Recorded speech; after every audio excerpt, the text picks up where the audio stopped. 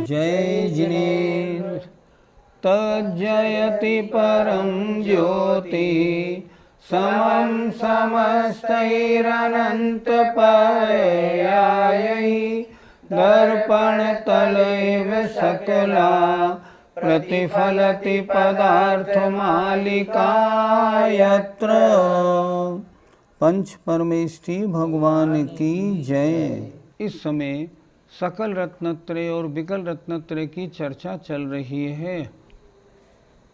पिछली ज्ञानशाला में बताया था गृहस्थ एक देश रत्नत्रय को धारण करे और शीघ्र से शीघ्र मुनि बन के अपना जीवन सफल करे। अब आज इस श्लोक में बता रहे हैं जो अणुव्रतों को धारण करने वाला जीव है, जो श्रावक है, जो व्रती है, उसके व्रत क्या बंध के कारण है या नहीं। आइए श्लोक देखते हैं। असमग्रम भावयतो रत्नत्रयमस्ति कर्म बंधो यः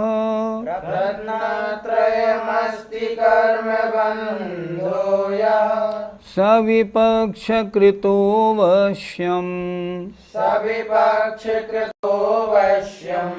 मोक्षोपायो न बंधनोपायः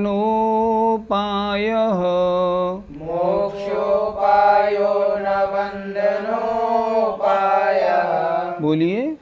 असमग्रम भावयतो रत्नत्रयमस्ति कर्म बंधो यः सविपक्षकृतो वश्यम् मोक्षोपायो न बंधनोपायः। असमग्रम असंपूर्ण, असंपूर्ण माने एक देश। रत्नत्रयम रत्नत्रय की, भावयतो भावना करने वाले जीव के, अर्थात एक देश रत्नत्रय पालन करने वाले श्रावक के, अणुव्रतों को पालने वाले श्रावक के, पंचम गुणस्थानवर्ती श्रावक के, अर्थात असंपूर्ण माने एक देश रत्नत्रय की भावना करने वाले श्रावक के, यह माने जो कर्म का बंध होता है वो किस कारण से होता है। सविपक्ष कृतः, वह विपक्ष के द्वारा किया गया है। ये तो है राग रहित अवस्था की बात, और वो है राग के कारण होने वाला, इसलिए राग विपक्ष है। सविपक्षकृतः, वह कर्म का बंध विपक्ष माने राग के द्वारा किया गया है। क्योंकि एक देश रत्नत्रय अवश्य ही मोक्ष का उपाय है, बंधन का उपाय नहीं है। अर्थात अणुव्रतों को धारण करने से वृत्ति श्रावक क्षुल्लक एलक आर्यिका आदि बनना ये मोक्ष का उपाय है, बंधन का उपाय नहीं है। फिर देखें एक बात। असमग्रम माने एक देश, असंपूर्ण माने एक देश, रत्नत्रयम रत्नत्रय की, भावयतो भावना करने वाले जीव के, यह कर्मबंधो अस्ति जो कर्म का बंध है, स माने वह कर्मबंध विपक्षकृतः व्रतों के कारण नहीं, अवशिष्ट राग के कारण है। क्योंकि व्रतों का धारण करना या एक देश रत्नत्रय अवश्य ही मोक्ष का उपाय है, बंध का उपाय नहीं है। इसलिए उस जीव के जो बंध है वो बंध व्रतों के कारण नहीं, अवशिष्ट कषायों के कारण है। पंडित जी, क्या श्रावक के कर्मबंध नहीं होता? आचार्य स्पष्ट रूप से स्वीकार कर रहे हैं कि जो एक देश रत्नत्रय का पालन करने वाला, भावना करने वाला श्रावक है, उसके कर्मबंध है। लेकिन वो कर्मबंध अणुव्रतों के पालन करने के कारण नहीं है, बल्कि जो कषायें शेष हैं उनके कारण है। पहले हम ये समझें कि पंचम गुणस्थान होता कैसे है। देखिए, पंचम गुणस्थान कैसे होता है? अनंतानुबंधी और अप्रत्याख्यानावरण कषाय का अनुदय हो, प्रत्याख्यानावरण कषाय का उदय हो और संजुलन कषाय के देशघाती स्पर्धकों का उदय हो, तब पंचम गुणस्थान बनता है। जितने भी व्रती हैं, क्षुल्लक, एलक, क्षुल्लिका, आरिका माता जी हैं, इन सब के कर्मों की यही स्थिति होती है। एक बार फिर समझते हैं। अनंतानुबंधी और अप्रत्याख्यानावरण कषाय का अनुदय होता है, प्रत्याख्यानावरण कषाय का उदय होता है और संजुलन कषाय के देशघाती स्पर्धकों का उदय होता है। इस तरह कर्म की व्यवस्था होने पर पंचम गुणस्थान बनता है। अब प्रश्न है, अनुदय किसका है? अनंतानुबंधी और अप्रत्याख्यानावरण का। उदय किसका है? प्रत्याख्यानावरण कषाय का। तो प्रत्याख्यानावरण कषाय का उदय होने से और संजुलन के देशघाती स्पर्धकों का उदय होने से जो राग रूप परिणाम अभी शेष हैं, अनंतानुबंधी और अप्रत्याख्यानावरण के अनुदय होने से जितना राग कम हुआ है उसके कारण अणुव्रत हुए हैं। लेकिन प्रत्याख्यान का उदय और संजुलन के उदय के कारण जो राग या कषाय रूप परिणाम अभी हो रहे हैं उनके कारण बंध है। बहुत अच्छी तरह हम ये कह सकते हैं, बहुत अच्छी तरह ध्यान से, श्रावक या अणुवृत्ति के अणुव्रत बंध के कारण नहीं है। अर्थात अणुव्रतों से बंध नहीं होता, लेकिन अणुवृत्ति के बंध होता है। तो बंध के कारण क्या है? अवशिष्ट कषायों का उदय। अनंतानुबंधी अप्रत्याख्यानावरण के अनुदय से अणुव्रत हुए हैं, उनसे बंध नहीं है। क्यों? क्योंकि व्रत तो मोक्ष के कारण है, बंध के कारण नहीं। लेकिन जो कषायें शेष हैं उनके कारण बंध है। अणुव्रतों से बंध नहीं है, अणुवृत्ति के बंध है। ये हमेशा याद रखना चाहिए। पंडित जी, कुछ लोग प्रत्याख्यानावरण कषाय के उदय से पंचम गुण स्थान मानते हैं, क्या उनका यह मानना उचित है? अगर पंचम गुण स्थान प्रत्याख्यानावरण कषाय के उदय से होता तो आचार्यों को संयम को औदैहिक भाव में लिखना चाहिए था। उन्होंने संयम को छायोपशमिक भाव में क्यों लिया? इसका मतलब उन लोगों की मान्यता उचित नहीं, आगम के अनुसार नहीं। अणुव्रत धारण कैसे हुए? अनंतानुबंधी और अप्रत्याख्यानावरण कषाय के अनुदय से हुए। अप्रत्याख्यानावरण कषाय किसे कहते हैं? जो देश चारित्र धारण ना करने दे। अप्रत्याख्यानावरण कषाय गई, अनंतानुबंधी गई और देश चारित्र हुआ, देश चारित्र धारण कर लिया। इसलिए प्रत्याख्यानावरण के उदय से देश चारित्र नहीं होता। प्रत्याख्यानावरण का उदय तो क्या करता है कि संजुलन कषाय के जो देशघाती स्पर्धकों का उदय हुआ है उसके कारण होने वाला जो महाव्रत रूप परिणाम है उसका घात करता है। लेकिन अणुव्रतों का प्रत्याख्यानावरण कषाय से कोई लेना देना नहीं। इसलिए अणुव्रत औदैहिक भाव नहीं, अणुव्रत तो अणुव्रतों का धारण तो या संयम तो छायोपशमिक भाव है।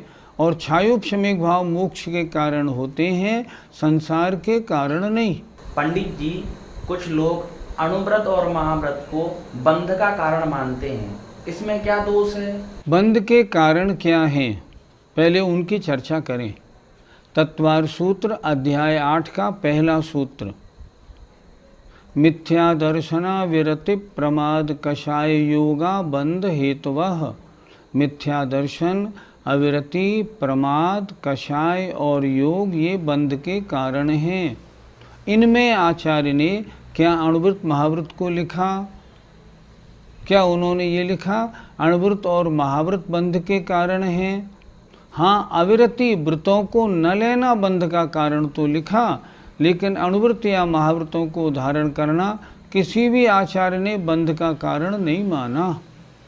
समझना क्या है, अणुव्रत और महाव्रत तो संवर और निर्जरा के ही कारण हैं। ही लगाइए, अणुव्रत और महाव्रत तो संवर और निर्जरा के ही कारण हैं, पर अणुवृत्ति और महावृत्ति के जो अवशिष्ट, जो बची हुई कषाएं अभी उदय में हैं, वे नवीन बंध में कारण हैं, व्रत बंध में कारण नहीं है। रत्नत्रय और राग दो भिन्न वस्तुएं, विरोधी वस्तुएं हैं। ये क्या करती हैं, इनका फल क्या है, ये अगले श्लोक में बता रहे हैं। येनांशेन सुदृष्टिश् येनांशेन सुदृष्टिस् तेनांशेनास्य बन्धनं नास्ति। तेनांशेनास्य बन्धनं नास्ति। येनांशेन तु रागस् येनांशेन तु रागस् तेनांशेनास्य बन्धनं भवति। तेनांशेनास्य बन्धनं भवति।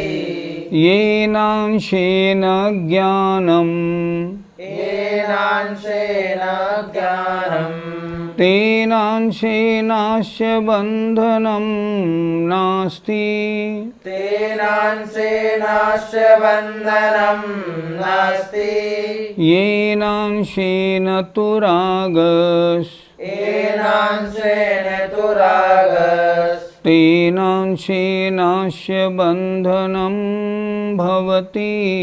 तेनांशेनास्य बन्धनं भवति। येनांशेन चरित्रम् येनांशेन चरित्रम् तेनांशेनास्य बन्धनं नास्ति। तेनांशेनास्य बन्धनं नास्ति। येनांशेन तु रागस् येनांशेन तु रागस् तेनांशेनास्य बन्धनं भवति। तेनांशेनास्य बन्धनं भवति। बोलिए, येनांशेन सुदृष्टिस् तेनांशेनास्य बन्धनं नास्ति। येनांशेन तु रागस् तेनांशेनास्य बन्धनं भवति। येनांशेन ज्ञानं तेनांशेनास्य बन्धनं नास्ति। येनांशेन तु रागस् तेनांशेनास्य बन्धनं भवति। येनांशेन चरित्रम् तेनांशेनास्य बन्धनं नास्ति। येनांशेन तु रागस् तेनांशेनास्य बन्धनं भवति। यहाँ से देखें, अस्य इस आत्मा के, येन अंशेन जितने अंशों में, जितने परिणामों में सुदृष्टि ही सम्यक दर्शन है, तेन अंशेन उन अंशों से, उन परिणामों से बंधनम नास्ति, बंधन नहीं है। और इसके, इस आत्मा के, येन अंशेन तु रागस, जितने अंशों में राग है, जो राग चला गया, अब जो राग शेष बचा है, तेन अंशेन उस बचे हुए राग से बंधन होता है। सम्यक दृष्टि जीव है, चतुर्थ गुणस्थानवर्ती है। उसके क्या हुआ? अनंतानुबंधी क्रोध, मान, माया, लोभ और मिथ्यात् सम्यक प्रकृति नहीं है। छायोपशमिक है तो सम्यक प्रकृति है, बाकी 6 नहीं है।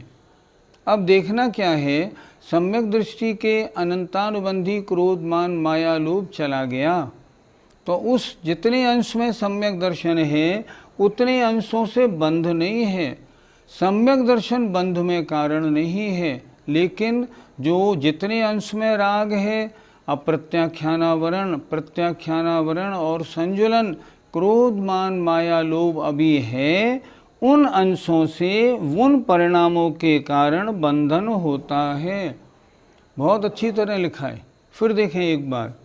ये नांशेन सुदृष्टिस अस्यो, इस आत्मा के जिन अंशों में सम्यक दर्शन है, तेन अंशेन, उन अंशों से, उन परिणामों से, उन सम्यक दर्शन रूप परिणामों से बंधन नहीं है।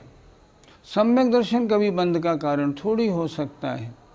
और ये नांशेन तो रागस, और आत्मा के जिन अंशों में, जिन परिणामों में जो बचा हुआ राग है, उस बचे हुए राग के अंश से इस आत्मा के बंधन होता है। सम्यक दर्शन बंध में कारण नहीं, बचा हुआ राग, बची हुई कषाएं बंध में कारण है।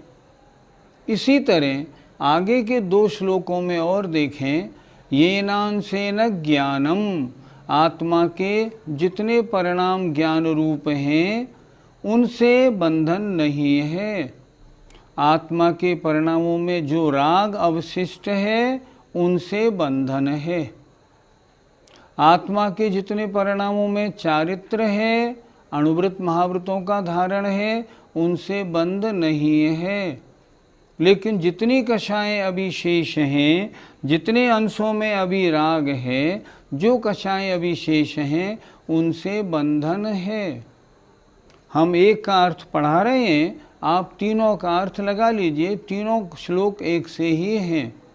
समझने की बात क्या है, आत्मा के जो परिणाम सम्यक दर्शन ज्ञान चारित्र रूप हैं, वे परिणाम बंध में कारण नहीं, लेकिन उनके साथ में अभी जितनी कषाएं शेष हैं वे बंध में कारण हैं।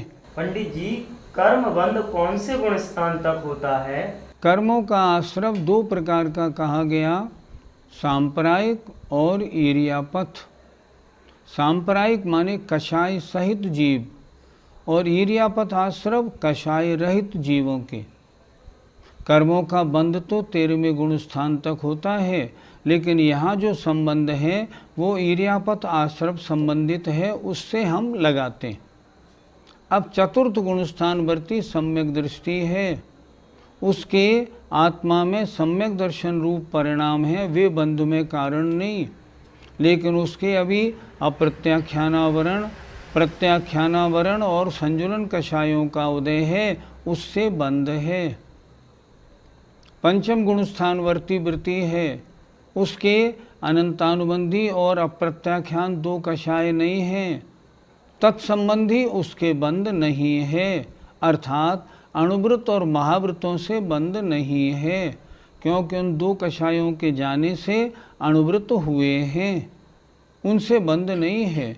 अब उसके प्रत्याख्यानावरण और संजुलन कषाय का उदय है, उस कारण बंध है। मुनि महाराज को लेते हैं। मुनि महाराज के अनंतानुबंधी अप्रत्याख्यान और प्रत्याख्यानावरण कषाय का अनुदय है, तो जितना अनुदय है महाव्रतों का धारण है, उससे बंध नहीं, लेकिन अभी संजुलन कषाय का उदय है, उसके कारण बंध है। संजुलन कषाय का उदय 10वें गुण स्थान तक रहता है। जो जीव शुद्धोपयोगी 7वें गुण स्थान से हो जाते हैं, 7वें, 8वें, 9वें, 10वें गुण स्थान तक शुद्धोपयोग है, उनके भी प्रति समय बंध है। कारण क्या है? क्योंकि वहाँ अभी संजुलन कषाय उदय में है। समझना क्या है, आत्मा के जो परिणाम सम्यक दर्शन, सम्यक ज्ञान, सम्यक चारित्र रूप हैं, वे बंध में कारण नहीं, लेकिन गुणस्थानों के अनुसार अभी जितनी जितनी कषाएं, जितना जितना राग शेष है, वह उतना राग बंध में कारण है। 10वें गुणस्थान में अभी संजुलन सूक्ष्म लोभ है। उस कारण उन मुनि महाराज, शुद्धोपयोगी मुनि महाराज के भी कर्म का बंध है, लेकिन उनके अणुव्रत और महाव्रत या उनके जो चारित्र है, औपशमिक या क्षायिक चारित्र जो चल रहा है, वो बंध में कारण नहीं, क्योंकि आचार्यों ने व्रतों को या चारित्र को संवर निर्जरा में कारण माना है, बंध में कारण नहीं माना। इसलिए आगम के अनुसार व्याख्या हमें समझनी चाहिए, अपनी मन मर्जी से नहीं। कह दिया अणुव्रत और महाव्रत तो बंध में कारण है, ऐसे नहीं होता। समझना होता है अणुव्रत और महाव्रत बंध में कारण नहीं है, उन जीवों के जो अभी शेष कषाएं हैं उनके कारण बंध है। पंडित जी, क्या 13वें और 14वें गुणस्थान में भी बंध है? बंध के कारण हैं मिथ्या दर्शन, अवृत्ति, प्रमाद, कषाय और योग। 11, 12 और 13वें गुणस्थान में वीतराग अवस्था है, लेकिन योग है। योग के कारण अर्थात आत्म प्रदेशों में परिस्पंदन है, कर्म का आश्रव है और बंध है। तो 13वें गुणस्थान तक आश्रव बंध है, लेकिन 14वें गुणस्थान में आश्रव बंध दोनों नहीं हैं। मोक्ष का कारण रत्नत्रय यहाँ पूरा हो गया, फिर आश्रव बंध क्यों?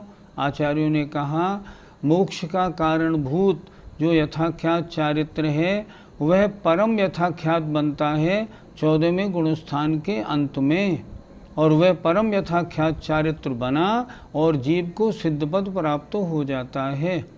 इसलिए जब तक कमी है तब तक आश्रव बंध है, और जब परम यथाख्यात चारित्र हुआ आश्रव बंध बिल्कुल समाप्त और मोक्ष की प्राप्ति बन जाती है। पंडित जी, कर्म बंध में मुख्य कारण क्या है?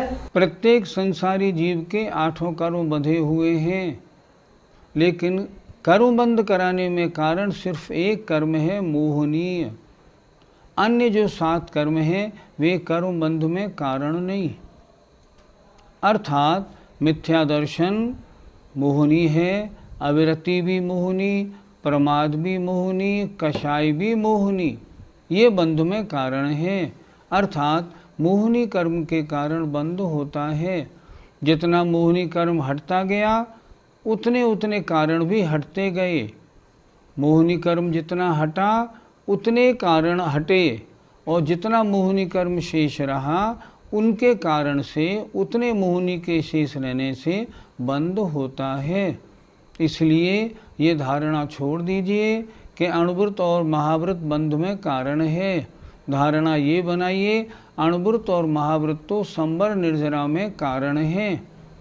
टोडरमल जी मोक्षमार्ग प्रकाशक में लिखते हैं, चतुर्थ गुणस्थानवर्ती आत्मचिंतन करे, स्वाध्याय करे, तो भी बाके निर्जरा नाही होए, बंध घना होए। और पंचम गुणस्थानवर्ती क्योंकि अणुव्रतों को धारण कर लिया है, इसलिए उसके निर्जरा होए, प्रति समय निर्जरा हो और बंध भी कम हो। इसको अच्छी तरह समझ के धारणा बनानी चाहिए। अणुव्रत महाव्रत बंध में कारण नहीं, उन जीवों के उस समय होने वाली कषाय बंध में कारण है। जय जिनेंद्र।